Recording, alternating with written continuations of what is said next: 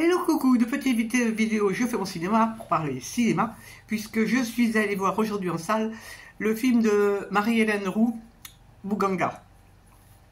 Buganga, c'est le biopic, c'est un biopic. C'est interprété par Isaac de Bancolé, Vincent Macken et Manon Brèche.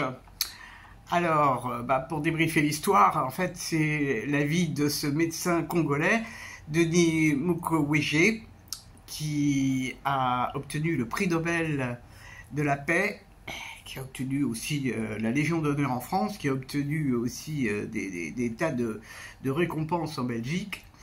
Et donc cette réalisatrice va nous raconter sa vie, avec les événements qui se passent au Congo, c'est-à-dire que le viol des femmes est causé par des rebelles, par des milices, c'est une arme de guerre, et ce médecin soigne les femmes qui ont été violées, qui ont été blessées dans une clinique où il travaille avec d'autres personnes. Et dans le film, va venir l'aider un médecin belge qui est joué par Vincent Macken. Je ne sais pas si dans la réalité ça a vraiment existé.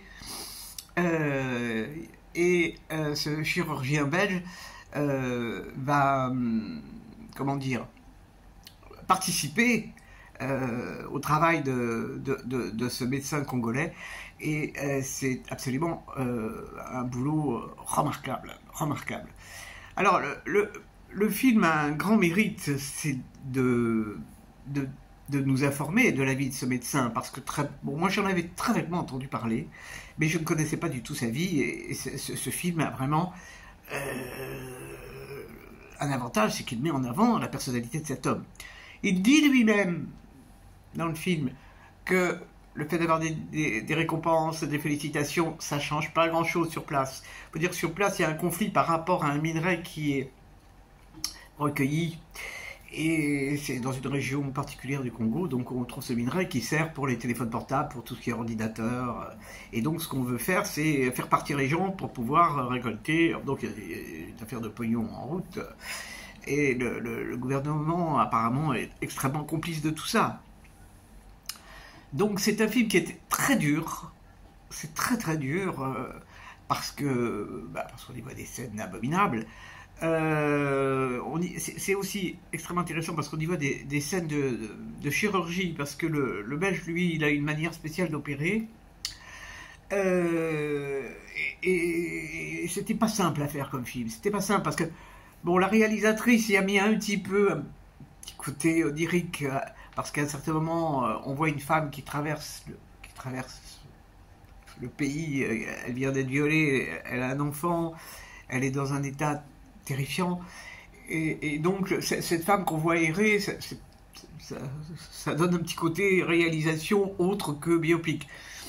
Mais c'est un film qui devrait être vu.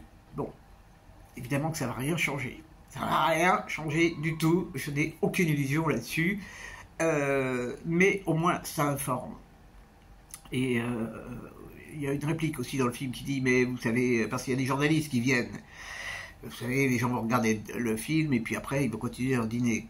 Bon, malheureusement c'est un peu ce qui va se passer pour nous, on regarde le film et puis on rentre chez nous et notre vie continue. Parce que ce qui est dramatique, c'est de voir qu'aucun homme politique n'agit, que personne ne fait rien.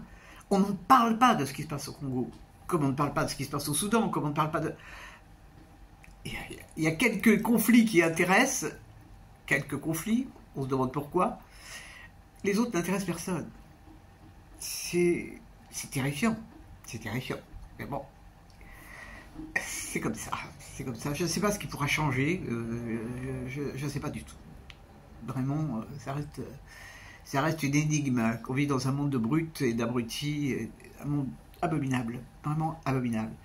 Donc, c'est un film qui vraiment vaut la peine d'être vu, parce qu'il faut s'informer. Même si on ne peut pas agir, il faut au moins être au courant. C'est la moindre des choses, par respect pour cet homme et pour toutes les personnes qui travaillent avec lui.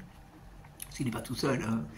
Et il y a un moment formidable, c'est parce que les femmes de l'hôpital qui restent à l'hôpital, elles prennent les choses en main et elles font quelque chose d'extraordinaire. Je ne veux pas spoiler, mais c'est fabuleux. Les femmes sont fabuleuses. Il faut bien le reconnaître. Alors, j'ai été surprise parce que moi je n'avais pas vu Isaac de Bancolé depuis Ghost Dog. Et il joue très très bien, vraiment. Il est parfait dans le rôle. Et j'ai eu la bonne surprise de voir Vincent Mayken sous un autre jour. Là, il a un rôle où il est... Non seulement il est crédible, mais il est bon. Il est bon, il en fait pas trop, il fait pas de clown, parce qu'il a plutôt des rôles rigolos d'habitude dans son King. Et là, il a un rôle intéressant qu'il met en valeur. Et ça, c'est quand même pas mal. C'est quand même pas mal. Donc, ça s'appelle Muganga.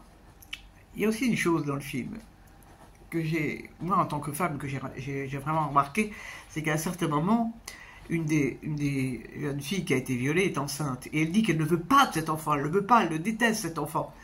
Et bon, apparemment, l'avortement est interdit, comme dans beaucoup de pays, et le médecin refuse de l'avorter. Et lui, il est très très croyant, hein, ça ressort bien dans le film aussi. C'est quelque chose que moi j'ai du mal, quoi. J'ai du mal. Bon, ben, c'est comme ça, hein. Chacun réagit à sa façon. Voilou. Et bien j'espère que vous êtes tous en pleine forme et que vous avez vu des bons films, ou que vous avez profité du soleil, les terrasses sont blindées, ça fait plaisir. Je vous dis salut, à la prochaine pour parler cinéma ou autre.